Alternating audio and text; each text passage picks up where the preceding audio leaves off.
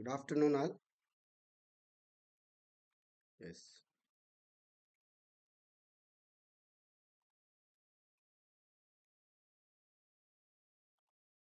ನಿನ್ನೆ ನಾವೆಲ್ಲ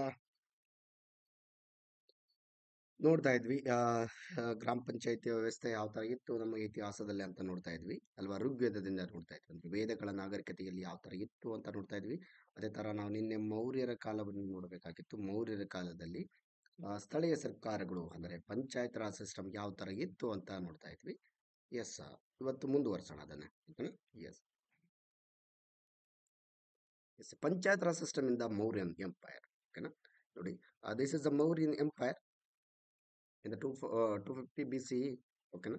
ಅಂದ್ರೆ ಕ್ರಿಸ್ತಪೂರ್ವ 250ರಲ್ಲಿ ಇವರ ಆಳ್ವಿಕೆ ಆರಂಭ ಆಗುತ್ತೆ. ನಿಮ್ಗೆ ಗೊತ್ತಿದೆ ಇತಿಹಾಸದಲ್ಲಿ, ನೀವು ಇನ್ನು ಡೀಪ್ ಆಗಿ ಇದನ್ನು ಓದ್ತೀರಾ. Yes. ನೋಡಿ, local government exist even during also in Mauryan period. Yes, ಓಕೆನಾ. ದ ಗ್ರೀಕ್ ಅಂಬಾಸಿಡರ್, ನಾನು ಹೇಳಿದೆ ಮೆಗಾಸ್ತಾನಿಸ್ ಯಾರು, ಸೆಲೆಕಸ್ ನಿಕೆಟರ್ನ ರಾಯವಾರಿ. ಇಂಡಿಕಾ ಅನ್ನೋ ಪುಸ್ತಕ ಬರ್ತಾನೆ. ಯಾರ ಒಂದು ಆಸ್ಥಾನದಲ್ಲಿ ಈತ ಬರ್ತಾನೆ? ಚಂದ್ರಗುಪ್ತ ಮೌರ್ಯನ ಆಸ್ಥಾನದಲ್ಲಿ ಮೆಗಾಸ್ತಾನಿಸ್ ಯಾರು ಕಳಿಸ್ತಾರೆ? ಸೆಲೆಕಸ್ ನಿಕೆಟರ್ ಒಂದು ಏನ್ ಮಾಡ್ತಾನೆ? ಮೆಗಾಸ್ತಾನಿಸ್ನನ್ನ ಚಂದ್ರಗುಪ್ತ ಮೌರ್ಯನ ಆಸ್ಥಾನಕ್ಕೆ ಕಳಿಸ್ತಾನೆ. ಓಕೆನಾ. ಅಷ್ಟು ಬುದ್ಧಿವಂತ ವ್ಯಕ್ತಿ ಈತ, ಯಾರು? ಮೆಗಾಸ್ತಾನಿಸ್. ಓಕೆನಾ. ನಿಮ್ಗೆ ಗೊತ್ತಿದೆ ಸೆಲೆಕಸ್ ನಿಕೆಟರ್ ಮೊದಲಿಗೆ ಚಂದ್ರಗುಪ್ತ ಮೌರ್ಯನ ವಿರುದ್ಧ ಗೆಲ್ಬೇಕು, ಈ ಒಂದು ಪ್ಲೇಸ್ ಅನ್ನ ಆಕ್ರಮಣ ಮಾಡ್ಕೊಂಡು ಆಳ್ವಿಕೆ ಮಾಡಬೇಕು ಅನ್ನೋ ಒಂದು ಆಲೋಚನೆ ಇರುತ್ತೆ ಸೆಲೆಕಸ್ ನಿಕೆಟರ್ಗೆ. ಆದ್ರೆ ಚಂದ್ರಗುಪ್ತ ಮೌರ್ಯನ ವಿರುದ್ಧ ಸೆಲೆಕಸ್ ನಿಕೆಟರ್ ಸೋಲ್ತಾನೆ. ಸೋತ ನಂತರ ತನ್ನ ಮಗಳನ್ನು ಕೊಟ್ಟು, ವಜ್ರನ ಕೊಟ್ಟು ಮದುವೆ ಮಾಡ್ತಾನೆ. ಅದರ ಜೊತೆಗೆ ಅದರ ಜೊತೆಗೆ ಏನ್ ಮಾಡ್ತಾನೆ ಅಂತಂದ್ರೆ, ಈ ಚಂದ್ರಗುಪ್ತ ಮೌರ್ಯ ಸೆಲೆಕಸ್ ನಿಕೆಟರ್ಗೆ 500 ಆನೆಗಳನ್ನ ಕೊಡ್ತಾನೆ. 500 ಆನೆಗಳನ್ನ ಗಿಫ್ಟ್ ಆಗಿ ಕೊಡ್ತಾನೆ ತನ್ನ ಮಾವನಿಗೆ. ಎಸ್, ಅದೇ ತರ ನೋಡೋದಾದ್ರೆ ಅದು ಇತಿಹಾಸ ಏನೇ ಇರಲಿ, ನಿಮ್ಗೆ ಗೊತ್ತಿದೆ ಇತಿಹಾಸದಲ್ಲಿ ಇವೆಲ್ಲವೂ ನೋಡ್ತೀರಾ. ಜಸ್ಟ್ ನಿಮಗೆ ಇಲ್ಲಿ ಆ ವಿಷಯ ಬಂತು ಅಂತ ಹೇಳಿದೆ. It's okay. ಎಸ್, ಮೌರ್ಯರ ಕಾಲದಲ್ಲಿ ಕೂಡ ಸ್ಥಳೀಯ ಸರ್ಕಾರದ ಅಸ್ತಿತ್ವದಲ್ಲಿ ಇದ್ದವು. ಸೊ ಗ್ರೀಕ್ ರಾಯಭಾರಿ ಮೆಗಾಸ್ತಾನಿಸ್ನ ಹಿಂಡಿಕಾ ಎಂಬ ಗ್ರಂಥ ಮೌರ್ಯರ ಕಾಲದಲ್ಲಿ ಸ್ಥಳೀಯ ಸರ್ಕಾರದ ಅಸ್ತಿತ್ವದ ಬಗ್ಗೆ ಇದೊಂದು ಇತ್ತು ಅಂತ ಹೇಳುತ್ತದೆ. ಅಂದ್ರೆ ಸ್ಥಳೀಯ ಸರ್ಕಾರವು ಕೂಡ ಆ ಟೈಮಲ್ಲಿ ಇತ್ತು ಅಂತ ಹೊತ್ತಿ ಹೇಳುವಂತ ಕೆಲಸ ಮೆಗಾಸ್ತಾನಿಸ್ನ ಹಿಂಡಿಕಾ ಪುಸ್ತಕ ಮಾಡುತ್ತೆ. ಓಕೆನಾ.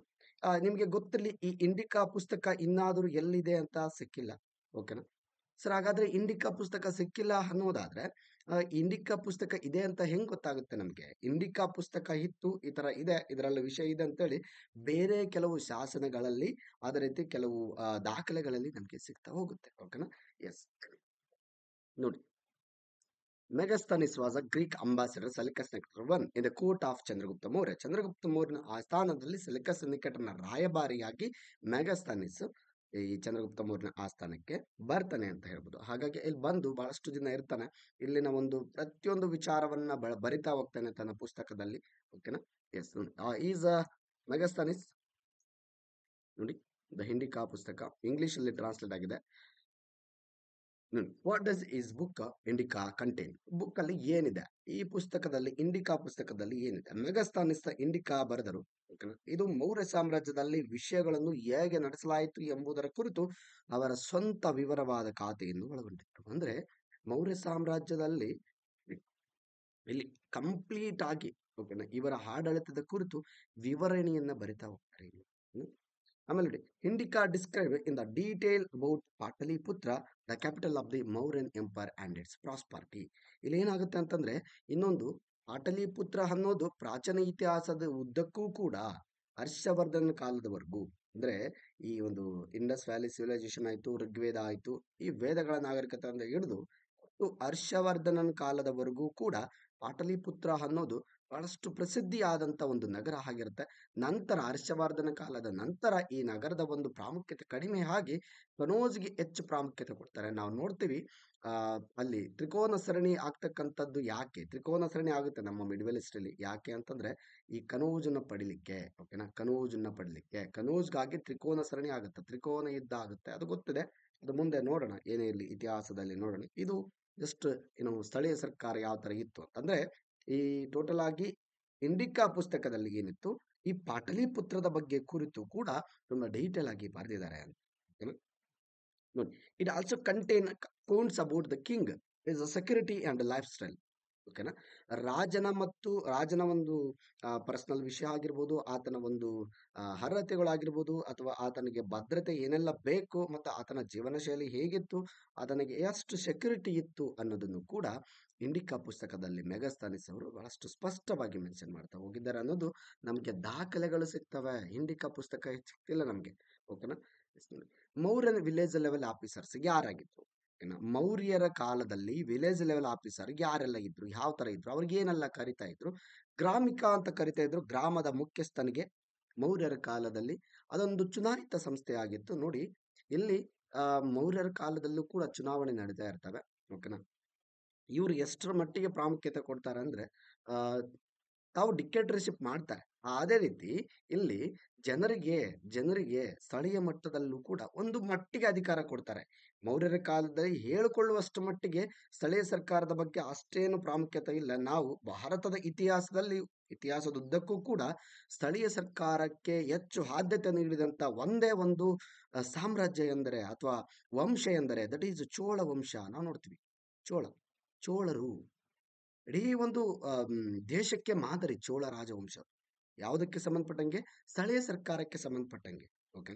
ಹಾಗಾಗಿ ಅದನ್ನು ಕೂಡ ನಾವು ನೋಡೋಣ.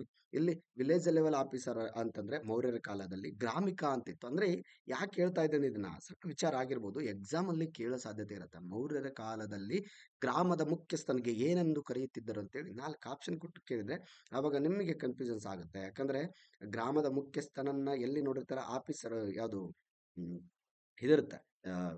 ಋಗ್ವೇದ ಕಾಲದಲ್ಲಿ ನಾವು ನೋಡಿದ್ವಿ, ಸಭಾ ಮತ್ತು ಸಮಿತಿ ಅವಕ್ಕೆಲ್ಲ ಏನಂತಿದ್ರು? ಗ್ರಾಮ. ಅಲ್ಲಿ ಗ್ರಾಮಿಣಿ ಅಂತ ಕರಿತಾ ಇರ್ತಾರೆ. ಸೊ ಕನ್ಫ್ಯೂಸ್ ಆಗ್ತವೆ, ನೋಡ್ಕೊಳ್ಳಿ. ಓಕೆನಾ. ಗ್ರಾಮಿಣಿ ಬೇರೆ, ಗ್ರಾಮಿಕಾ ಬೇರೆ. ಎಸ್. ಗ್ರಾಮ ವೃದ್ಧಗಳು ಏನು ವಿವಾದಗಳನ್ನು ಬಗೆಹರಿಸಲು ಗ್ರಾಮದ ಹಿರಿಯರನ್ನು ಒಳಗೊಂಡಿರೋ ಪಂಚಾಯತ್. ನೋಡಿ, ಇದು ಒಂದು ಬಹಳ ಇಂಪಾರ್ಟೆಂಟ್ ಅಂತ ವಿಚಾರ. ಗ್ರಾಮ ವೃದ್ಧಿಗಳು ಇವನ್ ಏನಂತಂದ್ರೆ, ನಿಮಗೆ ಇತಿಹಾಸದಲ್ಲಿ ಎಸ್ಪೆಷಲಿ ಗ್ರಾಮ ಪಂಚಾಯತಿಗೆ ಸಂಬಂಧಪಟ್ಟಂಗೆ ಅದು ಯಾವುದೇ ಎಕ್ಸಾಮ್ ಆಗಲಿ, ಇವನ್ PDO ಆಗಲಿ, ವಿಲೇಜ್ ಅಕೌಂಟ್ ಆಗಲಿ, ಓಕೆನಾ, ಇವೆಲ್ಲ ಕ್ವಶನ್ಗಳು ನಿಮಗೆ ಗ್ರಾಮ ಪಂಚಾಯತಿಯ ಇತಿಹಾಸಕ್ಕೆ ಸಂಬಂಧಪಟ್ಟಂಗೆ ಬಹಳಷ್ಟು ಸರಿ ಬಂದಿದೆ. ಓಕೆನಾ. PDOದಲ್ಲಂತೂ ಸಾಕಷ್ಟು ಕ್ವಶನ್ಸ್ ಕೇಳ್ತಾನೆ. ಇವನ್ ಇಲ್ಲಿ ಕೂಡ ಹೆಚ್ಚಿನ ಕ್ವಶನ್ ನೀವು ಎಕ್ಸ್ಪೆಕ್ಟೇಷನ್ ಮಾಡ್ಬೋದು. ಗ್ರಾಮ ವೃದ್ಧಗಳು panchayat consist of village elders. ನೋಡಿ, ಈ ಗ್ರಾಮ ವೃದ್ಧಗಳಂದ್ರೆ ಏನು? ಇಲ್ಲಿ ಹಿರಿಯರ ಒಂದು ಗುಂಪು ಇರುತ್ತೆ, ಊರಿನ ಹಿರಿಯರ ಒಂದು ಗುಂಪು. ಇವರು ಏನ್ ಮಾಡ್ತಾರೆ? ನಿಮಗೆ ಗೊತ್ತಿದೆ, ಊರಿನ ಹಿರಿಯರ ಒಂದು ಗುಂಪು ಏನ್ ಮಾಡುತ್ತೆ? ಇವತ್ತಿನ ಕಾಲದಲ್ಲೂ ಕೂಡ ಇದೆ ಕೆಲವು ಹಳ್ಳಿಗಳಲ್ಲಿ ಅಂದ್ರೆ ಊರಿನ ಮುಖಂಡರು, ಹಿರಿಯ ವ್ಯಕ್ತಿಗಳು, ಮತ್ತೆ ಬುದ್ಧಿವಂತರು, ಹೆಚ್ಚಾಗಿ ಬುದ್ಧಿವಂತರು ಕೂಡ ಇರ್ತಾರೆ, ಶ್ರೀಮಂತರು ಕೂಡ ಇರ್ತಾರೆ. ಅವರೆಲ್ಲ ಏನ್ ಮಾಡ್ತಾರೆ? ವಿವಾದಗಳನ್ನ ಬಗೆಹರಿಸುವಂತ ಕೆಲಸ ಮಾಡ್ತಾರೆ. ಇಲ್ಲಿ ಏನೇ ಸಮಸ್ಯೆ ಇರಲಿ, ಊರಿನ ಸಮಸ್ಯೆ ಅಥವಾ ಸಾಮಾಜಿಕ ಸಮಸ್ಯೆ ಅಥವಾ ವೈವಾಹಿಕ ಸಮಸ್ಯೆಗಳನ್ನು ಕೂಡ ಇಲ್ಲಿನ ಊರಿನ ಮುಖಂಡರು ಅವ್ರೇನ್ ಮಾಡ್ತಾ ಇದ್ರು? ಈ ಒಂದು ಸಮಸ್ಯೆಗಳನ್ನ ಬಗೆಹರಿಸುವಂತ ಕೆಲಸ ಮಾಡ್ತಾ ಇದ್ರು ಪಂಚಾಯತ್ ಲೆವೆಲ್ ಅಲ್ಲಿ, ಸ್ಥಳೀಯ ಮಟ್ಟದಲ್ಲಿ ಅಂತ ಹೇಳಿದ್ರೆ ತಪ್ಪಾಗ್ಲಿಕ್ಕಿಲ್ಲ. ಓಕೆನಾ. ಎಸ್. ನೋಡಿ, ಅದೇ ರೀತಿ ನೋಡೋದಾದ್ರೆ ಆ ಮೌರ್ಯ ಸಾಮ್ರಾಜ್ಯದ ಅಡಿಯಲ್ಲಿ ಚಕ್ರವರ್ತಿ ಅಶೋಕನು ಸ್ಥಳೀಯ ಆಡಳಿತದ ವ್ಯವಸ್ಥೆಯನ್ನು ಸ್ಥಾಪಿಸ್ತಾನೆ. ಇದು ಮಹಾಮತರು ಎಂದು ಕರೆಯಲ್ಪಡುವ ಅಧಿಕಾರಿಗಳೊಂದಿಗೆ ವಿವಿಧ ಪ್ರದೇಶಗಳಲ್ಲಿ ಜನರ ಕಲ್ಯಾಣಕ್ಕಾಗಿ ಜವಾಬ್ದಾರಿ ಆಗಿರುತ್ತೆ. ಸೊ ಇಷ್ಟೆಲ್ಲ ಡೀಟೇಲ್ ಓದ್ಬೇಕಾ ಇತಿಹಾಸ ಅಂತಂದ್ರೆ? ಹೌದು. ಯಾಕಂತಂದ್ರೆ ಇವಾಗ ಎಕ್ಸಾಮ್ ಅಲ್ಲಿ ಯಾವ ತರ ಕೇಳ್ತಾ ಇದ್ದಾನೆ ಅಂತ ಕ್ವಶನ್ ಪೇಪರ್ನ ಎಕ್ಸ್ಪೆಕ್ಟೇಷನ್ ಮಾಡಕ್ಕೆ ಆಗ್ತಾ ಇಲ್ಲ, ಹಿಂಗ್ ಬರುತ್ತೆ ಅಂತ ಹೇಳಕ್ಕೆ ಆಗ್ತಾ ಇಲ್ಲ ಇವತ್ತಿನ ಕಾಲದಲ್ಲಿ. ಅಂದ್ರೆ ಈ ಈ ತರ ಟ್ರೆಂಡ್ ಚೇಂಜ್ ಆಗ್ತಾ ಇದೆ ಎಕ್ಸಾಮ್ದು ಅಂತ. ನೋಡಿ, ಮಹಾಮತರು ಅಂತ ಇದೇ ಡೈರೆಕ್ಟ್ ಆಗಿ ಕೇಳ್ತಾರ್ರಿ. ಇಲ್ಲಿ ಗ್ರಾಮ ಪಂಚಾಯತ್ ಏನು ಹೆಚ್ಚಿನ ಡೆಪ್ತ್ ಕೇಳುವಂಥದ್ದು ಇಲ್ಲ, ಆದ್ರೆ ನಾವು ಇನ್ನೂ ಕೂಡ ಡೆಪ್ತ್ ಆಗಿ ಹೇಳ್ತಾ ಇದೀವಿ ಇಲ್ಲಿ. ಏನು ಡೈರೆಕ್ಟ್ ಆಗಿ ಕೇಳ್ತಾರೆ ಈ ತರ ವರ್ಡ್ಗಳನ್ನ. ಮಹಾಮತರು ಅಂದ್ರೆ ಯಾರು, ಯಾರ ಕಾಲದಲ್ಲಿ ಇತ್ತು ಇದು ಅಂತ ಕೇಳಿದ್ರೆ ಏನ್ ಮಾಡ್ತಾರೆ? ಇದು ಗ್ರಾಮ ಪಂಚಾಯತಿಗೆ ಸಂಬಂಧಪಟ್ಟಂಗೆ ಅಷ್ಟೇ ಹಾಕಿದೆ, ನಾನು ಯಾವುದನ್ನು ಇಲ್ಲಿ ಎಕ್ಸ್ಟ್ರಾ ಹಾಕಿಲ್ಲ. ಓಕೆನಾ. ಡೀಟೇಲ್ ಅಂದ್ರೂ ಕೂಡ ಇತಿಹಾಸವನ್ನ ನಾನು ಸುಮ್ಮನೆ ಇಲ್ಲಿ ಹೇಳ್ತಾ ಇಲ್ಲ. ಇಲ್ಲಿ ಗ್ರಾಮ ಪಂಚಾಯತಿಗೆ ಅಥವಾ ಸ್ಥಳೀಯ ಸರ್ಕಾರಗಳಿಗೆ ಸಂಬಂಧಪಟ್ಟಂಗೆ ಯಾವ ಮನೆತನದಲ್ಲಿ ಹೆಂಗಿತ್ತು ಅನ್ನೋದನ್ನ ಹೇಳ್ತಾ ಇದೆ. ಓಕೆನಾ. ಎಸ್. ಮಹಾಮಾತ್ರರು ಇದೆಲ್ಲ ನಿಮ್ಗೆ ಗೊತ್ತದೆ, ಇತಿಹಾಸದಲ್ಲಿ ಓದ್ತೀರಾ. ಅವರ ಇಸ್ವಿ ಯಾವ ತರ, ಎಲ್ಲಿಂದ ಎಲ್ಲಿಗೆ ಆಳ್ವಿಕೆ ಮಾಡಿದ್ರು. ಚಕ್ರವರ್ತಿ ಅಶೋಕ ಇದನ್ನೆಲ್ಲ ಅಶೋಕನ ಕಾಲದಲ್ಲಿ ಏನಾಯ್ತು? ಮಹಾಮತರು ಅಂತೇಳಿ ಒಂದು ಟೀಮ್ ಅನ್ನ ಆತ ಏನ್ ಮಾಡಿದ? ರೆಡಿ ಮಾಡಿದ್ದ. ಅಧಿಕಾರಿ ಅಂದ್ರೆ ಸ್ಥಳೀಯ ಸರ್ಕಾರದ ಅಧಿಕಾರಿಗಳನ್ನ, ಅಂದ್ರೆ ಅಲ್ಲಿನ ವಿವಿಧ ಪ್ರದೇಶಗಳನ್ನ ಲೋಕಲ್ ಲೆವೆಲ್ ಅಲ್ಲಿ ಮಾಡಿದ ಮಹಾಮತರು. ಇವ್ರು ಏನು? ಒಂದು ಕಲ್ಯಾಣಕ್ಕಾಗಿ. ಕಲ್ಯಾಣ ಎಂದರೆ ಏನು ನಿಮ್ಗೆ ಗೊತ್ತಿದೆ? ಕಲ್ಯಾಣ ಅಂದ್ರೆ ಮದುವೆ ಅಲ್ಲ. ಕಲ್ಯಾಣ ಎಂದರೆ ಇದು ಆ ಏನು ಅಭಿವೃದ್ಧಿ ಎಂದರ್ಥ. ನೀವು ನೋಡ್ತೀರ, ರಾಜ್ಯದ ಜನತೆ ಕಲ್ಯಾಣ ನಮ್ಮ DPSP ಕೂಡ ಇದೆ. ಡೈರೆಕ್ಟಿವ್ ಸ್ಟೇಟ್ ಪ್ರಿನ್ಸಿಪಲ್ ಪಾಲಿಸಿ ಅಂದ್ರೆ ರಾಜ್ಯ ನಿರ್ದೇಶಕ ತತ್ವದಲ್ಲಿ ನಮ್ಮ ಸಂವಿಧಾನದಲ್ಲಿ ಈ ಒಂದು ಪದ ಕೂಡ ಇದೆ. ಅಭಿವೃದ್ಧಿ ಎಂದರ್ಥ ಎಲ್ಲಿ ಕಲ್ಯಾಣ ಎನ್ನೋ ಒಂದು ಪದ ಬರುತ್ತೆ ಅಲ್ಲಿಗೆ ಅರ್ಥ ಆಗ್ಲಿ ಕಲ್ಯಾಣ ಅಂದುದು ಅದು ಒಂದು ರೀತಿ ಶುಭ ಕಾರ್ಯ ಅಂದ್ರೆ ಮನುಷ್ಯನಿಗೆ ಒಳ್ಳೇದು ಆಗ್ಬೇಕು. ಓಕೆನಾ? ಅಂದ್ರೆ ಅಭಿವೃದ್ಧಿ ಆಗ್ಬೇಕು ಅನ್ನೋದು ಇದರ ಅರ್ಥ ಆಗಿದೆ. ಜನರ ಕಲ್ಯಾಣಕ್ಕಾಗಿ ಈ ಮಹಾಮಾತರು ಜವಾಬ್ದಾರಿಯಾಗಿದ್ದರು. ಅಂದ್ರೆ ಕಂಪ್ಲೀಟ್ ಆಗಿ ಇವರು ಸ್ಥಳೀಯ ಒಂದು ಜನರ ಪ್ರದೇಶಗಳಲ್ಲಿನ ಅವರ ಜವಾಬ್ದಾರಿ ಅಂದ್ರೆ ಅವರ ಅಭಿವೃದ್ಧಿಗೆ ಅಷ್ಟು ಒಂದು ಕೆಲಸ ಮಾಡ್ತಾ ಇದ್ರು ಈ ಮಹಾಮಾತರು ಅಂತ ಇವ್ರ ಕೆಲಸ ಕಂಪ್ಲೀಟ್ ಆಗಿ ನೋಡಿ. ಅಶೋಕನ ಕಾಲದಲ್ಲಿ ಆತನ ಆಡಳಿತವನ್ನು ನಾವು ಇತಿಹಾಸದಲ್ಲಿ ಮೆಚ್ಚುವಂತೆ ಇದೆ. ಓಕೆನಾ? ಯಾರು ಕೂಡ ಮಾಡ್ಲಿಕ್ಕೆ ಸಾಧ್ಯ ಇಲ್ಲ ಅಂತ ಆಡಳಿತವನ್ನ ಕೊಟ್ಟಿದ್ದಾನೆ ನಮ್ಮ Ashoka, the great empire Ashoka. ಓಕೆನಾ? ಇತಿಹಾಸದಲ್ಲೇ ನಾವು ಇನ್ನೂ ಡೀಟೇಲ್ ಆಗಿ ನೋಡ್ತಾ ಹೋಗೋಣ ಮುಂದೆ. ಓಕೆನಾ? Yes, is also inscribed edicts on pillars and rocks to communicate his policies to the local population. ಇದ ಏನ್ ಮಾಡ್ತಾ ಇದ್ದ ಅಂತಂದ್ರೆ ಯಾರು ಅಶೋಕ ತನ್ನ ಒಂದು ವಿಚಾರಗಳನ್ನ ತನ್ನ ನೀತಿಗಳನ್ನ ರೂಲ್ಸ್ ಅಂಡ್ ರೆಗ್ಯುಲೇಷನ್ಗಳನ್ನ ತಿಳಿಸೋದಕ್ಕೆ ಒಂದು ಪಿಲ್ಲರ್ ಶಾಸನ ಅಂದ್ರೆ ಕಂಬ ಶಾಸನಗಳನ್ನು ಮಾಡಿದ್ದಾನೆ. ನಾವು ಅಶೋಕನ ಶಾಸನಗಳು ಅಂತಂದ್ರೆ ಬಹಳಷ್ಟು ಶಾಸನಗಳು ಆತನು ಬಂಡೆಗಲ್ಲು ಶಾಸನ ಮತ್ತು ಕಂಬ ಶಾಸನಗಳು ಇವೆ. ಪಿಲ್ಲರ್ಗಳಲ್ಲಿ ಕಂಬಗಳನ್ನ ನೆಡ್ತಾನೆ, ಆ ಕಂಬಗಳ ಮೇಲೆ ತನ್ನ ಶಾಸನಗಳನ್ನ ಬರಿತಾ ಹೋಗ್ತಾನೆ. ಓಕೆನಾ? ಸೊ ಆ ತರದ ಒಂದು ವ್ಯವಸ್ಥೆಯನ್ನ ಯಾರು ಅಶೋಕ ಮಾಡ್ತಾ ಹೋಗ್ತಾನೆ. ಸ್ಥಳೀಯ ಜನರಿಗೆ ಈಸಿ ಆಗ್ಲಿ, ನನ್ನ ರೂಲ್ಸ್ ರೆಗ್ಯುಲೇಷನ್ಗಳು ನನ್ನ ಪಾಲಿಸಿಗಳು ನನ್ನ ನೀತಿಗಳು ಅವರಿಗೆ ಅರ್ಥ ಆಗ್ಲಿ ಅನ್ನೋ ಉದ್ದೇಶಕ್ಕೆ ಒಂದು ಸ್ಥಳೀಯ ಮಟ್ಟದಲ್ಲಿ ಈತ ಕಂಬಗಳನ್ನು ಮತ್ತು ಬಂಡೆಗಳನ್ನು ಸ್ಥಾಪಿಸ್ತಾ ಇದ್ದ. ಓಕೆನಾ? ಎಸ್, ಅದ್ಬಿಟ್ರೆ ನೋಡಿ ಎಲ್ಲಿ Delhi and Mughal period, Delhi and Mughal period, Delhi and Mughal period. ಓಕೆನಾ? ಎಸ್, ಇವಾಗ ಒಂದು ರೀತಿ ನೋಡೋದಾದ್ರೆ ಇಲ್ಲಿ ನಾವು ಆಲ್ರೆಡಿ ಮಿಡ್ಲ್ ಈಸ್ಟ್ಗೆ ಬಂದಿವಿ. ಭಾರತದ ಸ್ಥಳೀಯ ಸರ್ಕಾರದ ಒಂದು ಇತಿಹಾಸವನ್ನು ನೋಡುವಾಗ ನಾವು ಎಲ್ಲಿ ಬಂದ್ವಿ? ರೌಂಡ್ ಪ್ರಾಚೀನ ಇತಿಹಾಸ ಇನ್ನು ಮುಗೀತು. ಪ್ರಾಚೀನ ಇತಿಹಾಸವನ್ನು ಇನ್ನು ಸ್ವಲ್ಪ ಇದೆ ನೋಡೋಣ. ಅದಕ್ಕೂ ಬಿಫೋರ್ ನಾವು ಡೆಲ್ಲಿ ಅಂಡ್ ಮುಘಲ್ದ ನೋಡ್ಬೇಡ ಇದ್ರ ಬಗ್ಗೆ ಕಂಪ್ಲೀಟ್ ಬಿಕಾಸ್ ಇದರಲ್ಲಿ ಏನು ಜಾಸ್ತಿ ಇಲ್ಲ. ನೋಡಿ ಇಲ್ಲೇನಂದ್ರೆ Mughals and Delhi sultan did not give much importance to the local government. So during the Middle Age, the existence of a local government property in the northern India was slow, didn't lose its complete existence. ಏನಾಗುತ್ತೆ ಇಲ್ಲಿ ಅಂತಂದ್ರೆ ನಾನು ಬಹಳಷ್ಟು ಸಾರಿ ಹೇಳಿದೆ, ಇವರು ಕೇಂದ್ರೀಕರಣ ಮಾಡಿಕೊಂಡು ಆಳ್ವಿಕೆ ಮಾಡ್ತಾರೆ. ಯಾರು?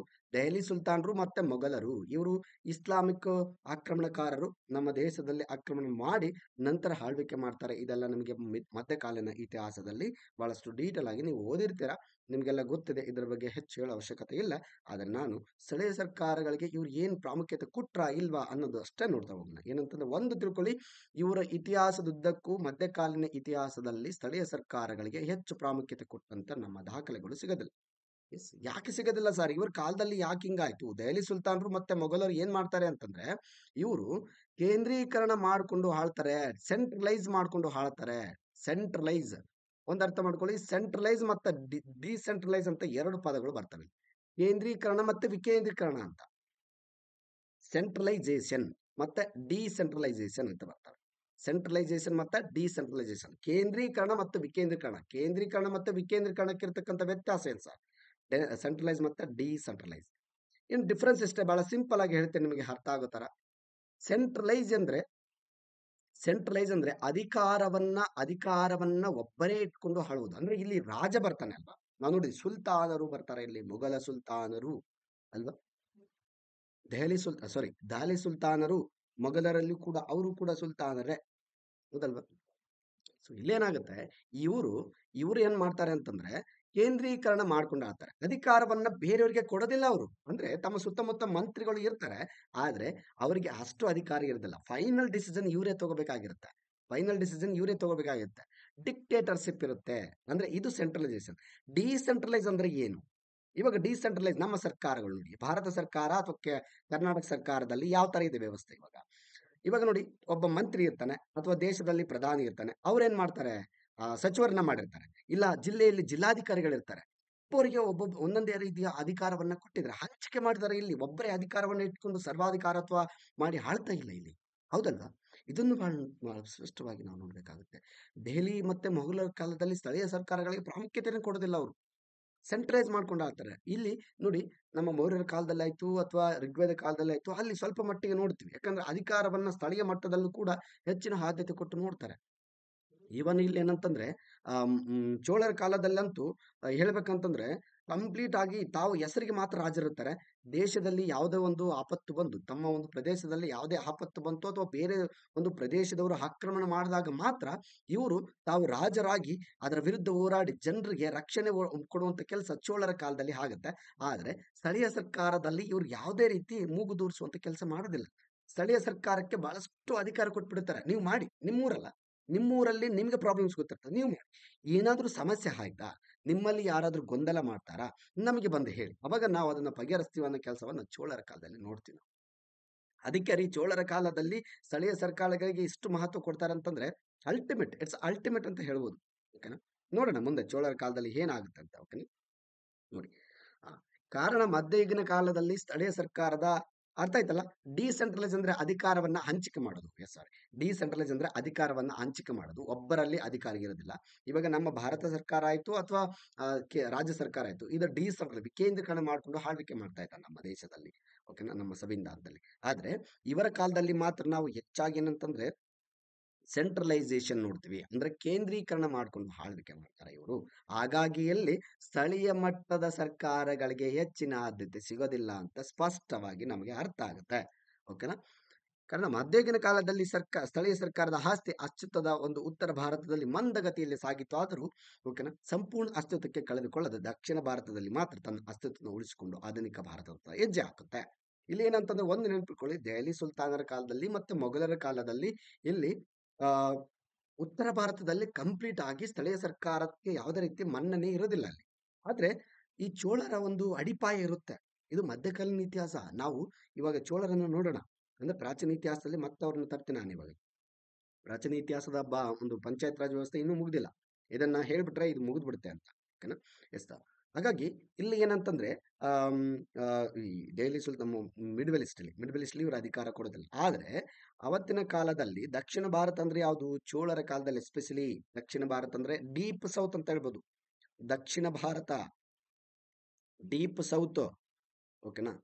ನಾವು ದಕ್ಷಿಣ ಭಾರತದಲ್ಲಿ ಭಾರತವನ್ನ ದಕ್ಷಿಣವಾಗಿ ಎರಡು ರೀತಿ ಮಾಡ್ತೀವಿ. ಒಂದು ದಕ್ಷಿಣ ಪಥ. ಓಕೆನಾ? ಮತ್ತೆ ಇನ್ನೊಂದು ದಕ್ಷಿಣ ದೇಶ ಅಂತ ಅಂದ್ರೆ ಡೀಪ್ ಸೌತ್, ಮತ್ತೆ ದಕ್ಷಿಣ ಸೌತ್ ಇಂಡಿಯಾ. ಓಕೆನಾ? ಈ ತರ ನಾವು ಇತಿಹಾಸದಲ್ಲಿ ನಾವು ನೋಡೋಣ. Don't worry about that. ಓಕೆನಾ? ಇಷ್ಟು ನೆನ್ಪಿಟ್ಕೊಳ್ಳಿ. ಚೋಳರ ಒಂದು ಅಸ್ತಿತ್ವ ಇರುತ್ತೆ, ಚೋಳರ ಒಂದು ಅಡಿಪಾಯ ಇರುತ್ತೆ. ಆ ಒಂದು ಪ್ಲೇಸ್ ಅಲ್ಲಿ ನಿರಂತರವಾಗಿ ಇವತ್ತಿಗೂ ಕೂಡ ಸ್ಥಳೀಯ ಸರ್ಕಾರಕ್ಕೆ ಬಹಳಷ್ಟು ಪ್ರಾಮುಖ್ಯತೆಯನ್ನು ಕೊಡ್ತಾರೆ. ತಮಿಳುನಾಡು, ಕೇರಳದಲ್ಲಿ ನೀವು ನೋಡ್ಬೋದು. ಓಕೆನಾ? ಎಷ್ಟು ಡೆವಲಪ್ಮೆಂಟ್ ಇದೆ ಅಲ್ಲಿ. ಸ್ಥಳೀಯ ಸರ್ಕಾರಗಳಿಗೆ ಇವತ್ತು ಕೂಡ ಹೆಚ್ಚಿನ ಆದ್ಯತೆ ಕೊಡ್ತಾರೆ. ಬೇರೆ ರಾಜ್ಯದವರು ಬಂದು ಇಲ್ಲಿ ಓದ್ತಾರೆ. ತಮಿಳುನಾಡು ಮತ್ತೆ ಕೇರಳ ಭಾಗದಲ್ಲಿ ಬಂದು ಇಲ್ಲಿ ಸ್ಥಳೀಯ ಸರ್ಕಾರದ ಒಂದು ವಿಶೇಷತೆಯನ್ನ ಓದ್ತಾರೆ, ಸ್ಟಡಿ ಮಾಡ್ತಾರೆ. ಅಷ್ಟು ಮಟ್ಟಿಗೆ ಪ್ರಾಮುಖ್ಯತೆ ಇವಾಗಲೂ ಕೂಡ ಇದೆ ಅಂದ್ರೆ ತಪ್ಪಾಗ್ಲಿಕ್ಕಿಲ್ಲ. ನಮ್ಮ ಇವಾಗ ನೋಡಿ, ಭಾರತ ಸರ್ಕಾರದಲ್ಲಿ ಸಾಕಷ್ಟು ಕಾಯ್ದೆ ಬಂದಿದ್ದಾವೆ. ಎಲ್ಲಾ ರಾಜ್ಯಗಳಿಗೆ ಇವತ್ತು ಸ್ಥಳೀಯ ಸರ್ಕಾರಗಳಿಗೆ ಒಂದು ಒತ್ತು ಕೊಡ್ತಾ ಇದ್ದಾರೆ. ಆದ್ರೆ ಇವತ್ತಿಗೂ ಕೂಡ ನೀವು ಅಬ್ಸರ್ವ್ ಮಾಡಿದಿರ ಇಲ್ವೋ ಗೊತ್ತಿಲ್ಲ, ಉತ್ತರ ಭಾರತದಲ್ಲಿ ಸ್ಥಳೀಯ ಸರ್ಕಾರ, ಇನ್ನು ಸರ್ಕಾರ ಇದೆ, ನಮ್ಮ ಸಂವಿಧಾನ ಇದೆ, ಆದರೂ ಕೂಡ ಉತ್ತರ ಭಾರತದಲ್ಲಿ ಸ್ಥಳೀಯ ಮಟ್ಟದ ಸರ್ಕಾರಗಳಿಗೆ ಹೆಚ್ಚು ಪ್ರಾಮುಖ್ಯತೆ ಕೊಟ್ಟಿರೋದು ನಮ್ಮ ಒಂದು ಇಲ್ಲಿ ಇವಾಗಲೂ ಕೂಡ ಇಲ್ಲ. ಪ್ರೆಸೆಂಟ್ ಆಲ್ಸೋ ಕಾನೂನಿನ ಪ್ರಕಾರ ಇದೆ, ಸಂವಿಧಾನದ ಪ್ರಕಾರ ಇದೆ. ಆದ್ರೆ ಅವರು ಕೊಡ್ತಕ್ಕಂತ ಒಂದು ಇಂಪಾರ್ಟೆನ್ಸ್ ಕಡಿಮೆ ಇದೆ ಅಲ್ಲಿ. ನೋಡಿ, ಗ್ರಾಮ ಪಂಚಾಯತ್ ಒಂದು ಡೆವಲಪ್ಮೆಂಟ್ ಅಲ್ಲಿ ಇನ್ನೂ ಕೂಡ ಆಗಿಲ್ಲ ಉತ್ತರ ಭಾರತದಲ್ಲಿ. ನಮ್ಮ ದಕ್ಷಿಣ ಭಾರತಕ್ಕೆ ಕಂಪೇರ್ ಮಾಡಿದಾಗ ಉತ್ತರ ಭಾರತದಲ್ಲಿ ಗ್ರಾಮ ಮಟ್ಟದ ಒಂದು ಅಧಿಕಾರಗಳು ಅವರಿಗೆ ಹೆಚ್ಚು ಸಿಗ್ತಾ ಇಲ್ಲ. So this is the difference. Okay, we have seeing in this time also, at the present also. ನಾವು ಇವತ್ತಿನ ಕಾಲದಲ್ಲೂ ಕೂಡ ಉತ್ತರ ಭಾರತದಲ್ಲಿ ಒಂದು ಸ್ಥಳೀಯ ಸರ್ಕಾರದ ಒಂದು ಪ್ರಾಮುಖ್ಯತೆ ಕಡಿಮೆ ಇದೆ ಅನ್ನೋದನ್ನು ಸ್ಪಷ್ಟವಾಗಿ ನಾವು ನೋಡ್ಬೋದು. ಸರ್, ದಕ್ಷಿಣ ಭಾರತದಲ್ಲಿ ಯಾಕಿದೆ? ದಕ್ಷಿಣ ಭಾರತದಲ್ಲಿ ಚೋಳರು ಇದ್ದರು. ಚೋಳರು ನಮಗೆ ಅಡಿಪಾಯ ಹಾಕಿಕೊಟ್ಟರು. ಓಕೆನಾ? ಅವರ ಒಂದು ಏನು ವಂಶ ಮುಂದುವರ್ಸ್ಕೊಂಡು ಬರುತ್ತೆ. ದಕ್ಷಿಣ ಭಾರತದ ಉದ್ದಕ್ಕೂ ಕೂಡ ಸ್ಥಳೀಯ ಸರ್ಕಾರವನ್ನು ಹರಡಿಸುವಂತ ಕೆಲಸ ಮಾಡ್ತಾರೆ ಅವರು. ಅದಿರ್ಲಿ, ನೋಡೋಣ ಆಮೇಲೆ. ಸಾರಿ, ಇವಾಗ ಪಂಚಾಯತ್ ರಾಜ್ ಸಿಸ್ಟಮ್ ಇಂದ ಗಂಗಾ ಪೀರಿಯಡ್ ನಮ್ಮ ಕರ್ನಾಟಕದಲ್ಲಿ ಎಸ್ಪೆಷಲಿ ಇದು ಯಾವ ಒಂದು ರೀಸನ್ ಅಲ್ಲಿ ಬರುತ್ತೆ ಅಂತ ತೋರಿಸ್ತೇನೆ ನಿಮಗೆ. ಓಕೆನಾ? ಕರಾವಳಿ ರೀಸನ್ ಅಲ್ಲಿ ಕೂಡ ಬರುತ್ತೆ ಇದು. Yes, this is a Ganga dynasty. Ganga dynasty ಕರಾವಳಿ ಪ್ರದೇಶದ ಅವರಲ್ಲಿ ಬರುತ್ತೆ. ಗಂಗಾ ಡೈನೆಸ್ಟಿ ಇದು ಇತಿಹಾಸದಲ್ಲಿ ನೀವು ನೋಡ್ತೀರಾ. ಜಸ್ಟ್ ನಾನು ನಿಮಗೆ ಮ್ಯಾಪ್ ಹಾಕಿ ಐಡಿಯಾ ಕೊಡೋದಕ್ಕೆ ಹೇಳಿದೆ. ಆದ್ರೆ ಇವ್ರ ಪಾತ್ರ ಏನ್ ಸರ್? ಇವಾಗ English the security under the Gangas was an agrarian society and agriculture was the major occupation. ಇವರು ಸ್ಥಳೀಯ ಸರ್ಕಾರದಲ್ಲಿ ಹೇಳೋದಾದ್ರೆ ಗಂಗರ ಒಂದು ಅಧೀನ ಯಾವ ತರ ಇತ್ತು, ಕೃಷಿ ಸಮಾಜವಾಗಿತ್ತು ಮತ್ತು ಕೃಷಿ ಅವರ ಪ್ರಮುಖ ಉದ್ಯೋಗ ಆಗಿತ್ತು. ಅಂದ್ರೆ ಕೃಷಿ ಅಂದ್ರೆ ನಿಮ್ಗೆ ಗೊತ್ತಿದೆ, ಗ್ರಾಮ ಮಟ್ಟದಲ್ಲಿ ಕೃಷಿ ಮಾಡ್ತಾರೆ. ಏನು ಬಸ್ ಸ್ಟಾಂಡ್ ಅಲ್ಲಿ ರೈಲ್ವೆ ಸ್ಟೇಷನ್ ಅಲ್ಲಿ ಮಾಡಕ್ಕಾಗುತ್ತಾ, ಸಿಟಿಯಲ್ಲಿ ಹೋಗಿ ಕೃಷಿನ ಮಾಡಕ್ಕಾಗುತ್ತಾ? ಸಿಟಿಯಲ್ಲಿ ಇರುತ್ತೆ, ಆದ್ರೆ ಎಲ್ಲಾ ಕಡೆ ಇರೋದಿಲ್ಲ. ಸಿಟಿಯಲ್ಲಿ ಗ್ರಾಮ ಮಟ್ಟದಲ್ಲಿ ಕೊಟ್ಟಂತ ಒಂದು ಇಂಪಾರ್ಟೆನ್ಸ್ ಕೃಷಿಗೆ ಕೊಡೋದಿಲ್ಲ. ಅಲ್ಲ, ಕೃಷಿ ಅಂದ್ರೆ ಸಿಟಿಯಲ್ಲಿ ಉದ್ಯೋಗಗಳೇ ಬೇರೆ ಇರ್ತವೆ, ಅಲ್ಲಿ ಬಿಸಿನೆಸ್ಗಳೇ ಬೇರೆ ಇರ್ತವೆ, ಅಲ್ಲಿ ವ್ಯಾಪಾರಗಳೇ ಬೇರೆ. ಆದ್ರೆ ಗ್ರಾಮದಲ್ಲಿ ಏನಿರುತ್ತೆ, ಗ್ರಾಮದಲ್ಲಿ ಕೃಷಿ ಬಿಟ್ರೆ ಮತ್ತೇನು ಇರೋದಿಲ್ಲ. ಕೃಷಿ ಬಿಟ್ರೆ ಮತ್ತೇನು ಇರೋದಿಲ್ಲ. ನಿಮಗೆ ಗೊತ್ತಿರಲಿ, ಕೃಷಿಯ ಒಂದು ಡೆಫಿನೇಷನ್ ಗೊತ್ತಿರಲಿ. ಕೃಷಿ ಎಂದರೆ ಕೃಷಿ ಎಂದರೆ ಬರೀ ನಾವು ಭತ್ತ ಬೆಳೆಯೋದು, ಕಬ್ಬು ಬೆಳೆಯೋದು, ಗೋಧಿ ಜೋಳ ಬೆಳೆಯೋದು ಅಷ್ಟೇ ಅಲ್ಲ ರೀ. ಜಾನುವಾರು ಸಾಕಣೆಯೂ ಕೂಡ ಕೃಷಿಯ ಒಂದು ಭಾಗ. ಮೀನು ಸಾಕಣೆಯೂ ಕೂಡ ಒಂದು ಕೃಷಿಯ ಭಾಗ. ಸೆರಿಕಲ್ಚರ್ ಅಂದ್ರೆ ರೇಷ್ಮೆ ಒಂದು ಕೂಡ ಕೃಷಿಯ ಭಾಗ. ಕೃಷಿಯ ಡೆಫಿನೇಷನ್ ನೀವು ತಿಳ್ಕೊಳ್ಳಿ ಕರೆಕ್ಟ್ ಆಗಿ.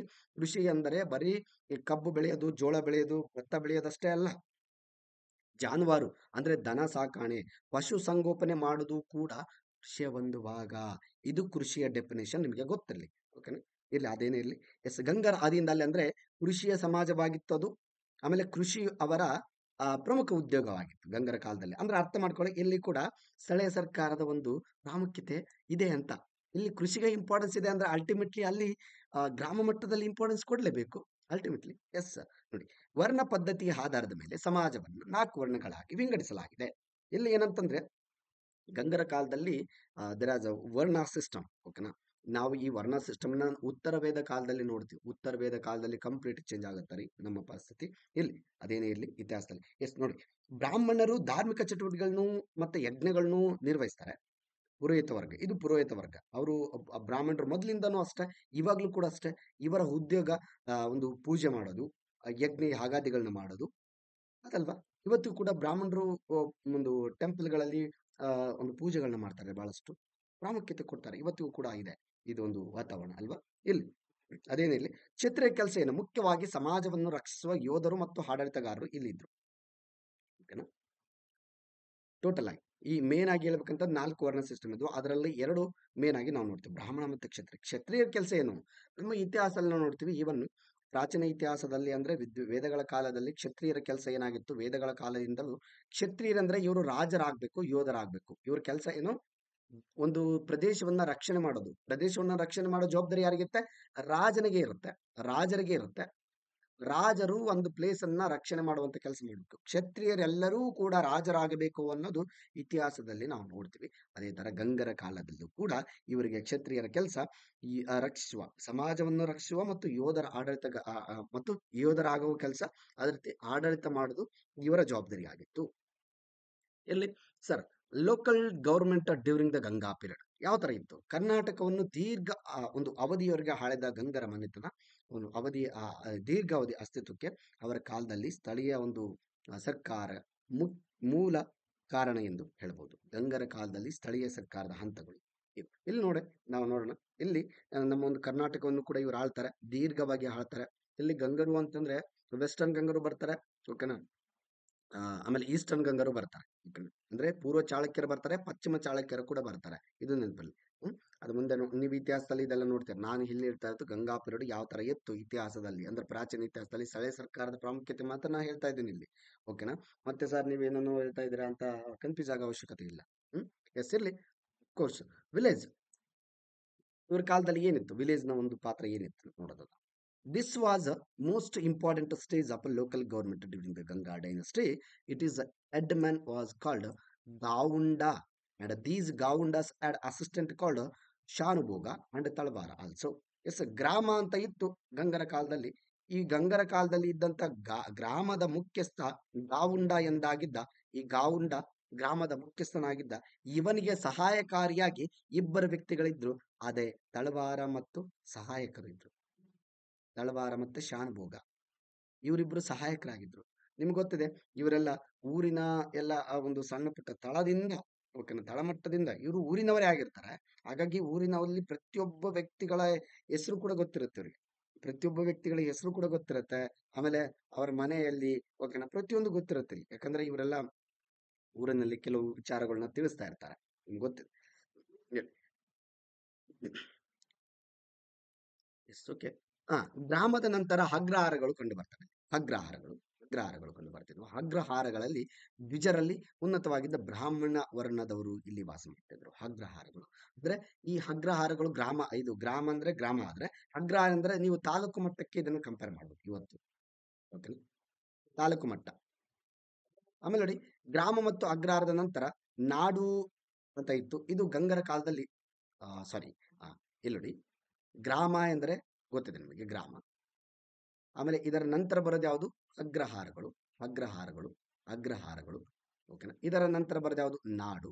ಒಂದೇ ನೆನಪಿಟ್ಕೊಳ್ಳಿ, ಈ ನಾಡು ಎಂದ್ರೇನು, ಅಗ್ರಹಾರ ಅಂದ್ರೆ ಹೇಳ್ತೀನಿ. ಗ್ರಾಮ ಗೊತ್ತಿದೆ ನಿಮಗೆ, ಗ್ರಾಮ ಅಂತಾರೆ. ಅದರಲ್ಲಿ ಎರಡು ವ್ಯತ್ಯಾಸ ಇಲ್ಲ. ಆಮೇಲೆ ಅಗ್ರಹಾರ ಅಂದ್ರೆ ಇದನ್ನ ಹೋಬಳಿ ಮಟ್ಟಕ್ಕೆ ನೀವು ಕಂಪೇರ್ ಮಾಡ್ಬೋದು, ಹೋಬಳಿ ಮಟ್ಟಕ್ಕೆ. ಆಮೇಲೆ ನಾಡು ಎಂದರೆ ಇದು ತಾಲೂಕು ಎಂದರ್ಥ, ತಾಲೂಕು, ಇವತ್ತಿನ ತಾಲೂಕು. ಅಗ್ರಹಾರ ಅಂದ್ರೆ ಇವತ್ತಿನ ಹೋಬಳಿ ಮಟ್ಟ ಅಂತಾರೆ ಅಂತ ಇಟ್ಕೊಳ್ಳಿ. ಈ ತರ ನೋಡಿ, ಈ ತರ ಸಿಸ್ಟಮ್ ಇತ್ತು ಗಂಗರ ಕಾಲದಲ್ಲಿ. ಗ್ರಾಮ ಇತ್ತು, ಅಗ್ರಹಾರ ಇತ್ತು, ಮತ್ತೆ ನಾಡು ಕೂಡ ಇತ್ತು. ಆಮೇಲೆ ವಿಷಯ ಅಂತ ಇತ್ತು. ವಿಷಯ ಎಂದರೆ ಇದು ನಾಡಿನ ಮೇಲಿನ ಹಂತವಾಗಿದ್ದು, ಪ್ರಸ್ತುತ ಇದನ್ನು ಜಿಲ್ಲೆಗೆ ಹೋಲಿಕೆ ಮಾಡಬಹುದು ನೋಡಿ. ಇವಾಗ ಗ್ರಾಮ ಅಂದ್ರೆ ಗ್ರಾಮ, ಅಗ್ರಹಾರ ಅಂದ್ರೆ ಹುಬ್ಳಿ, ನಾಡು ಎಂದ್ರೆ ತಾಲೂಕು. ಅದೇ ರೀತಿ ಇಲ್ಲಿ ಇನ್ನೊಂದು ಬರುತ್ತೆ ವಿಷಯ ಅಂತ. ವಿಷಯ ಎಂದರೆ, ಮತ್ತೆ ವಿಷಯ ಅಂದ್ರೆ ಬೇರೆ ಅಲ್ಲ, ಅವತ್ತಿನ ಒಂದು ಜಿಲ್ಲೆ ಅಂತ. ಇವತ್ತಿಗೆ ಕಂಪೇರ್ ಮಾಡಿದ್ರೆ ಅವತ್ತಿನ ಒಂದು ಜಿಲ್ಲೆ, ಓಕೆನಾ, ಅವತ್ತಿನ ಜಿಲ್ಲೆ.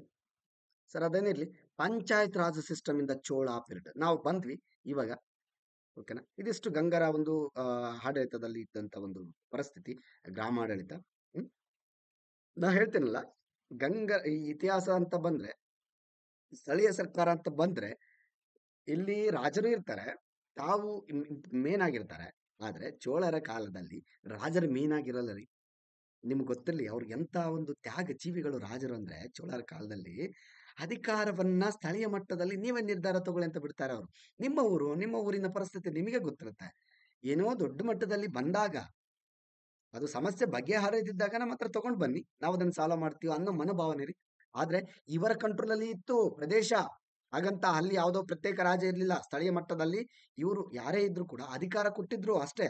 ಆದ್ರೆ ಎಂಟೈರ್ ಕಂಟ್ರೋಲ್ ಬರೀ ಅಂಡರ್ ದಿ ಕಿಂಗ್ಸ್ ಅಂತ ಹೇಳ್ಬೋದು. ಚೋಳರ ರಾಜರು ಎಲ್ಲಾ ಒಂದು ಕಂಟ್ರೋಲ್ನ ತೆಗೆದುಕೊಂಡಿದ್ರು. ಆದ್ರೆ ಸ್ಥಳೀಯ ಮಟ್ಟದಲ್ಲಿ ಅವರಿಗೆ ತಮ್ಮದೇ ಆದಂತ ಅಧಿಕಾರವನ್ನು ಕೊಟ್ಟಿದ್ರು ಅನ್ನೋದು ಬಹಳ ಸ್ಪಷ್ಟವಾಗಿ ಇಲ್ಲಿ ಗೊತ್ತಾಗ್ಬೇಕಾಗತ್ತೆ. ಓಕೆನಾ. ಎಸ್. ನೋಡಿ, ಚೋಳರ ಕಾಲದಲ್ಲಿ ಯಾವ ತರ ಇತ್ತು, ಏನಾಯ್ತು, ಚೋಳರ ಕಾಲದಲ್ಲಿ ಯಾರ್ಯಾರು ಇಂಪಾರ್ಟೆನ್ಸ್ ಕೊಡ್ತಾರೆ ನೋಡಿ. This is the Chola period. ಒಂದು ನೆನಪಲ್ಲಿ, ಪ್ರಾಚೀನ ಇತಿಹಾಸದಲ್ಲಿ ಚೋಳರು ಬರ್ತಾರೆ. ಚೇರ, ಚೋಳ, ಪಾಂಡ್ಯ ಅಂತ ಬರ್ತಾರೆ. ಚೇರ, ಚೋಳ, ಪಾಂಡ್ಯ.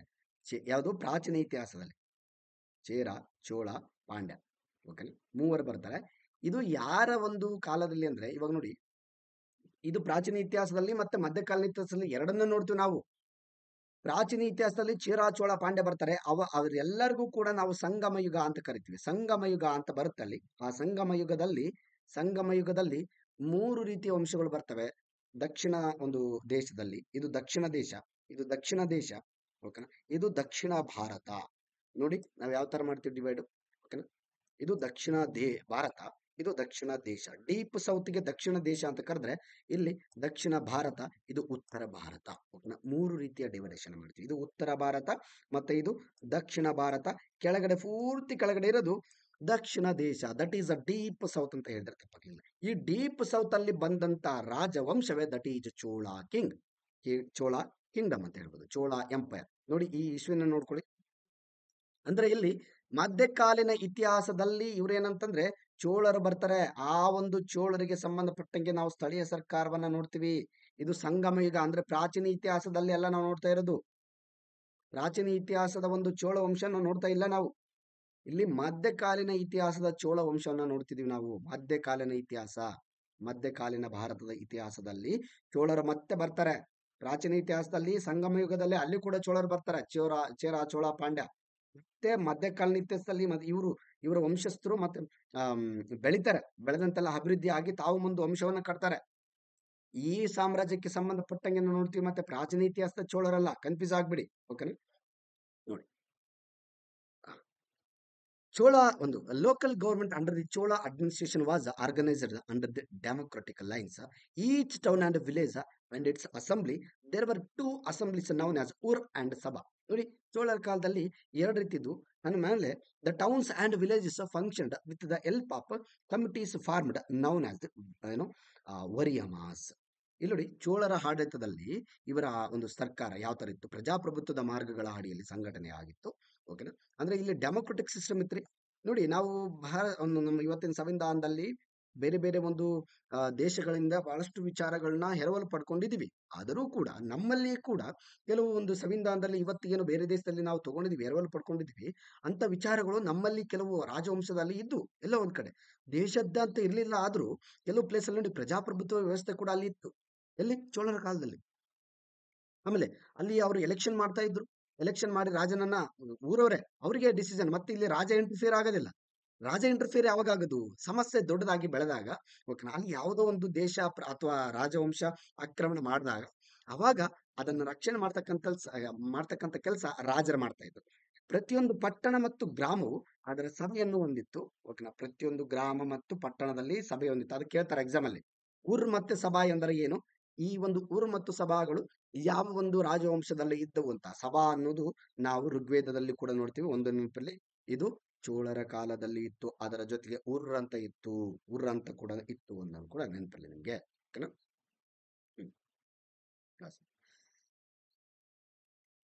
ಅದೇ ಊರ್ ಅಂದ್ರೆ ಟೌನ್ ಅಂತ ಅನ್ಕೊಳ್ಳಿ, ವಿಲೇಜ್ ಅಂದ್ರೆ ಸಭಾ. ವಿಲೇಜ್ ಅಲ್ಲಿ ಸಭಾ ಇತ್ತು, ಟೌನ್ ಅಲ್ಲಿ ಊರ್ ಅಂತ ಇತ್ತು ಅಂತ ನೆನ್ಪಿಟ್ಕೊಳ್ಳಿ.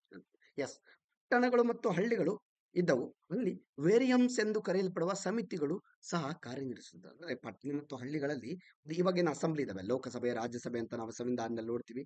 ಮತ್ತೆ ಇಲ್ಲಿ ಕೂಡ ವಿಧಾನ ಪರಿಷತ್ತು, ವಿಧಾನ ಮಂಡಲ ಅಂತ ನೋಡ್ತೀವಿ ಕರ್ನಾಟಕದಲ್ಲಿ.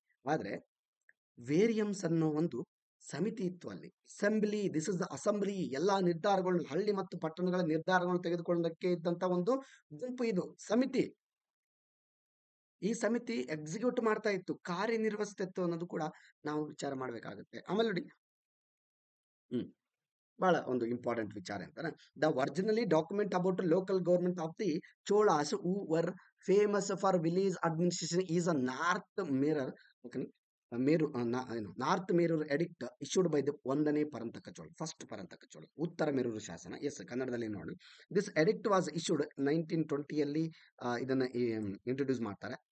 It can be seen from the Uttaramerur inscription that there were local government units called Ur and Sabha during. ಅಂದ್ರೆ ಈ ಊರು ಮತ್ತೆ ಸಭಾ ಅನ್ನೋದು ಎಲ್ಲಿತ್ತು ಅಂತ ನಮಗೆ ಹೇಳಿಕೊಡ್ತಕ್ಕಂಥ ಕೆಲಸ ಮಾಡೋದು ಈ ಉತ್ತರ ಮೇರೂರು ಶಾಸನ. ಉತ್ತರ ಮೇರೂರು ಶಾಸನ ಅಂದ್ರೆ ಏನ್ ಸರ್? ಅಷ್ಟು ಸರಿ ಕೇಳ್ತಾ ಇದ್ವಿ ನಾವು ಇದನ್ನ. ಈ question SDA, FDAS, PSI exam, even UPSC ಕೂಡ ಕೇಳಿದ್ದಾನೆ. ಓಕೆನಾ, ಇದರಲ್ಲಿ ಎರಡು ಮಾತಿಲ್ಲ. ಅಷ್ಟರ ಮಟ್ಟಿಗೆ ಇಂಪಾರ್ಟೆನ್ಸ್ ಅಂತ ಒಂದು ಸ್ಪಷ್ಟವಾಗಿ ಗೊತ್ತಿರಲಿ. ಸರ್, ಎಷ್ಟು ದಿನ ನಾವು ಉತ್ತರ ಮೇರು ಶಾಸನ ಬಗ್ಗೆ ನೋಡಿದ್ವಿ, ಕೇಳಿದ್ವಿ. ಓಕೆನಾ, ಆದ್ರೆ ಇದು ಏನ್ ಸರ್, ಇದು ಎಲ್ಲಿದೆ ಸರ್ ಅಂತ ನೋಡೋದಾದ್ರೆ ಡೀಟೇಲ್ ಆಗಿ ನಾನು ನಿಮಗೆ ಪಿಕ್ಚರ್ ಸಮೇತ ತೋರಿಸ್ತೀನಿ. ನಿಮಗೆ ಆಶ್ಚರ್ಯ ಆಗುತ್ತೆ. ಈ ಒಂದು ಉತ್ತರ ಮೇರೂರು ಶಾಸನ ಅನ್ನೋದು ಬರೀ ಯಾವುದೋ ಒಂದು ಏನು ಕಂಬದಲ್ಲೋ ಅಥವಾ ಒಂದು ತಾಳೆಗರಿ ಶಾಸನ ಇಲ್ದೋ ಒಂದು ಬರೆದಿಟ್ಟು ಎಲ್ಲ ಒಂದ್ ಕಡೆ ಮೂಲೆಯಲ್ಲಿ ಇಟ್ಟಿಲ್ಲ ಈ ಶಾಸನ. ಇಡೀ ಟೆಂಪಲ್ ಸುತ್ತಲೂ ಬರೆದಂತ ಒಂದು ಶಾಸನ ರೀ. ಅದಕ್ಕೆ ಫೇಮಸ್ ಇದು. ನೋಡಿ, you can see here, this is the temple. ಇದು ಟೆಂಪಲ್. ಇದು ಯಾವ ಟೆಂಪಲ್ ಅಂತ ಕೂಡ ಹೇಳ್ತೇನೆ. ಆದ್ರೆ ಉತ್ತರ ಮೇರು ಶಾಸನ ಎಲ್ಲಿದೆ ಸರ್? ಇಲ್ಲಿ ಎಲ್ಲಿದೆ ಅಂದ್ರೆ ನೋಡಿ, ಗೋಡೆಗಳಲ್ಲಿ ಬರೆದಿದ್ದಾರೆ. ಸುತ್ತಲೂ ದೇವಸ್ಥಾನದ ಸುತ್ತಲೂ ಗೋಡೆಗಳಲ್ಲಿ ಬರೆದಂತ ಶಾಸನವೇ ಉತ್ತರ ಮೇರು ಶಾಸನ. ಬಹಳಷ್ಟು ದೊಡ್ಡ ಮಟ್ಟದಾದಂತ ಒಂದು ಶಾಸನ ಇದು. ದೊಡ್ಡ ಗಾತ್ರದ ಶಾಸನ. ದೇವಸ್ಥಾನದ ಇಡೀ ಒಂದು ಕಾಂಪೌಂಡ್ ಏನಿದೆಯಲ್ಲ, ಅಂದ್ರೆ ಅಲ್ಲಿ ಇರ್ತಕ್ಕಂಥ ಈ ತರ ವ್ಯವಸ್ಥೆ ನೋಡ್ತೇನೆ. ದೇವಸ್ಥಾನದ ಏನು ಬದಿಗಳಲ್ಲಿ, ದೇವಸ್ಥಾನದ ಬದಿಗಳಲ್ಲಿ ಎಲ್ಲಿ ಸಂಪೂರ್ಣವಾಗಿ ಇಡೀ ಸುತ್ತಲೂ ನೋಡಿ, ಇಲ್ಲಿ ಕೂಡ ಇದೆ. ಇಲ್ಲೆಲ್ಲ ಬರ್ತಾರೆ ಚೋಳರು ಯಾವ ತರ ತಮ್ಮ ಆಡಳಿತವನ್ನ ಮಾಡಿದ್ರು, ಸ್ಥಳೀಯ ಸರ್ಕಾರದಲ್ಲಿ ಇಂಪಾರ್ಟೆನ್ಸ್ ಕೊಟ್ಟಿದ್ರು ಅನ್ನೋದು ಈ ಟೆಂಪಲ್ ಅಲ್ಲಿ ನಮಗೆ ಸಿಗ್ತಾ ಹೋಗುತ್ತೆ. This is the Uttaramerur ಶಾಸನ. ಓಕೆನಾ, ಎಲ್ಲಿದೆ ಸರ್ ಇದು? ಯಾರು ಮಾಡಿದ್ರು ಇದನ್ನ? ಓಕೆನಾ, ಗ್ರಾಮಾಡಳಿತ ಪ್ರಸಿದ್ಧಿ ಪಡೆದ ಚೋಳರು ಸ್ಥಳೀಯ ಸರ್ಕಾರದ ಬಗ್ಗೆ ಮೂಲ ದಾಖಲೆಯನ್ನು ತೋರಿಸುತ್ತದೆ. ಈ ಒಂದು ಉತ್ತರ ಮೇರೂರು ಶಾಸನದಲ್ಲಿ ನಾವು ಉರ್ ಮತ್ತೆ ಸಭಾ ಅನ್ನೋ ಒಂದು ಉಲ್ಲೇಖಗಳು ನಮಗೆ ಸಿಗ್ತವೆ. ಈ ಉತ್ತರ ಮೇರು ಶಾಸನದಲ್ಲಿ ಉರ್ ಮತ್ತು ಸಭಾ ಅನ್ನೋ ಒಂದು ಪದಗಳನ್ನ ಬಳಸಿರೋದು ಕೂಡ ಇಲ್ಲಿ ಸಿಗುತ್ತೆ. ಇದನ್ನ ವರ್ಣಿಸಿದಂತವರು ಒಂದನೇ ಪರಂತಕ ಚೋಳ. ಈ ಒಂದನೇ ಪರಂತಕ ಚೋಳ ಯಾರು? ಒಂದನೇ ಆದಿತ್ಯ ಚೋಳನ ಮಗ. ದಟ್ ಈಸ್ ಒಂದನೇ ಪರಂತಕ ಚೋಳ. ಬಹಳ ಇಂಪಾರ್ಟೆಂಟ್ ರೀ, ಒಂದನೇ ಪರಂತಕ ಚೋಳ. ಇದಕ್ಕೆ ಸಂಬಂಧಪಟ್ಟಂಗೆ ಎಸ್ಪೆಷಲಿ. ಆಮೇಲೆ ಕ್ರಿಸ್ತ ಶಕ 920 ನೋಡಿ, ಕ್ರಿಸ್ತ ಶಕ ಅಂದ್ರೆ ಅರ್ಥ ಮಾಡ್ಕೊಳ್ಳಿ, ಮಧ್ಯಕಾಲೀನ ಇತಿಹಾಸದಲ್ಲಿ ಬಂದಂತ ಚೋಳರು ಇವರು. ಪ್ರಾಚೀನ ಇತಿಹಾಸದಲ್ಲಿ ಕ್ರಿಸ್ತ ಪೂರ್ವ ಅಂತ ಬರುತ್ತೆ ಅಲ್ಲಿ. ಓಕೆನಾ, ಅದನ್ನ ನೋಡೋಣ. ಸಂಗಮ ಯುಗ ಯಾವಾಗ ಬರುತ್ತೆ ಪ್ರಾಚೀನ ಇತಿಹಾಸದಲ್ಲಿ ನೋಡೋಣ. ನಿಮ್ಗೆ ಗೊತ್ತಿರುತ್ತೆ ಆಲ್ರೆಡಿ. ಇನ್ ಕೇಸ್ ಕ್ಲಾಸ್ ಮಾಡೋಕ್ಕೆ ಟೈಮ್ ಸಿಕ್ಕರೆ ನಾವು ಮಾಡೋಣ. ಓಕೆನಾ, ಅದ್ರ ಬಗ್ಗೆ. ಹ್ಮ್. ಈ ಒಂದು ಪದಗಳು ಊರ್ ಮತ್ತು ಸಭಾ ಅನ್ನೋ ಎಂಬ ಸ್ಥಳದ ಒಂದು ಉಲ್ಲೇಖಗಳು. ಓಕೆನಾ, ಈ ಘಟಕಗಳು ಇದ್ದವು ಅಂತ ಹೇಳ್ಕೊಡೋದು ನಮಗೆ ಉತ್ತರ ಮೇರೂರು ಶಾಸನ. ಓಕೆ, ಉತ್ತರ ಮೇರು ಶಾಸನವನ್ನು ಯಾರು ಹೊರಡಿಸಿದ್ರು? ಈ ಒಂದನೇ ಪರಂತಕ ಚೋಳ ಯಾರು? ಎಲ್ಲಿದೆ ಇದು? ವೈಕುಂಠ ಪೆರಮಾಳ್ ದೇವಾಲಯ. ಯಾವ ದೇವಾಲಯ ಇದು? ಈ ಉತ್ತರ ಮೇರು ಶಾಸನ ಹೊರಡಿಸಿರೋದು ವೈಕುಂಠ ಪೆರಮಾಳ್ ದೇವಾಲಯ ಗೋಡೆಗಳ ಮೇಲೆ ಒಂದನೇ ಪರಂತಕ ಚೋಳನ ಆಳ್ವಿಕೆಯ ಪ್ರಸಿದ್ಧ ಶಾಸನವು ಇಲ್ಲಿ ಕಂಡು ಬರುತ್ತೆ. ಈ ಶಾಸನದಲ್ಲಿ ಹೆಚ್ಚಾಗಿ ಚೋಳರ ಆಡಳಿತದ ಬಗ್ಗೆ ಇದೆ. ಅದರಲ್ಲಿ ಇನ್ನೂ ಕೂಡ ಹೆಚ್ಚಿನ ಆದ್ಯತೆ ಕೊಟ್ಟಿರೋದು ಸ್ಥಳೀಯ ಸರ್ಕಾರದ ವಿಷಯಕ್ಕೆ. ಓಕೆನಾ, ಶಾಸನವು ಸ್ಥಳೀಯ ಸಭೆಯ ಕಾರ್ಯನಿರ್ವಹಣೆ ಒಂದನೇ ಪರಂತಕ ಚೋಳ. ಶಾಸನವು ಸ್ಥಳೀಯ ಸಭೆಯ ಕಾರ್ಯನಿರ್ವಹಣೆ ವಿವರಗಳನ್ನು ನೀಡುತ್ತದೆ. ಅಂದರೆ ಗ್ರಾಮ ಸಭೆ, ಗ್ರಾಮ ಸಭೆ ಇತ್ತು ಅಲ್ಲಿ. ಸಭಾ ಏನಲ್ಲ, ಸಭೆ ಇತ್ತು. ಈ ಶಾಸನ ಏನ್ ಮಾಡುತ್ತೆ, ಅಲ್ಲಿರ್ತಕ್ಕಂಥ ಸಭೆ ಯಾವ ತರ ಇತ್ತು, ಅಲ್ಲಿ ಯಾವ ತರ ಕೆಲಸ ಮಾಡ್ತಾ ಇದ್ರು, ಯಾರ್ಯಾರು ಪ್ರಾಮುಖ್ಯತೆ ವಹಿಸಿದ್ರು, ಯಾರು ಡಿಸಿಷನ್ ತಗೋತಿದ್ರು, ಅವೆಲ್ಲವೂ ಕೂಡ ಇನ್ ಡೀಟೇಲ್ ಆಗಿ ಈ ಶಾಸನದಲ್ಲಿ ಬರೆದಿದ್ದಾರೆ.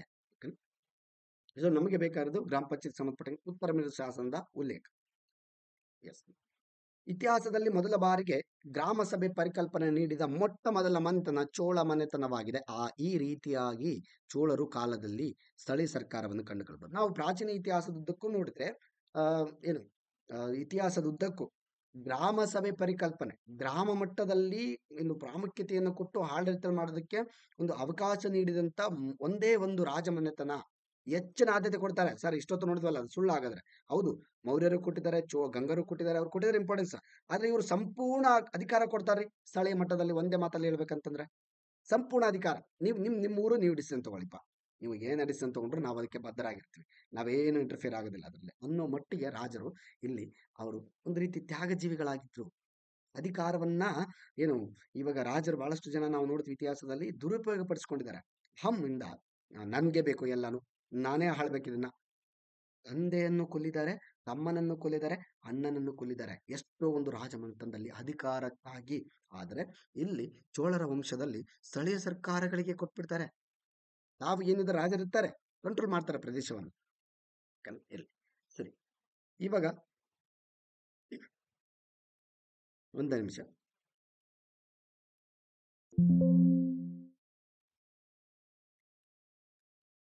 S, let's continue in the next class. ಓಕೆನಾ, ನೆಕ್ಸ್ಟ್ ಕ್ಲಾಸಲ್ಲಿ ನಾವು ಕಂಟಿನ್ಯೂ ಮಾಡೋಣ. ಇವತ್ತಿಗೆ ಇಲ್ಲಿಗೆ ಸಾಕು.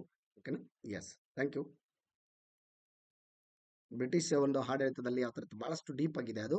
ಅಂದರೆ ಜಾಸ್ತಿ ಇದೆ, ಇನ್ಫಾರ್ಮೇಷನ್ ಜಾಸ್ತಿ ಇದೆ. ಆಮೇಲೆ ಬ್ರಿಟಿಷ್ ಸರ್ಕಾರ ಯಾವ ಥರ ಒಂದು ಪಂಚಾಯತ್ ವ್ಯವಸ್ಥೆಗೆ ಅವಕಾಶ ಕೊಟ್ಟಿತ್ತು ಅನ್ನೋದು ಓದ್ಬೇಕು ನಾವು. ಭಾಳ ಇಂಪಾರ್ಟೆಂಟು, ಡೆಪ್ತ್ ಆಗಿನೇ ಇದೆ. ಅದನ್ನು ನಾವು ನೆಕ್ಸ್ಟ್ ಕ್ಲಾಸಲ್ಲಿ ನೋಡೋಣ. ಬಿಕಾಸ್ ಇವತ್ತು ಅದು ಮುಗಿಯೋದಿಲ್ಲ.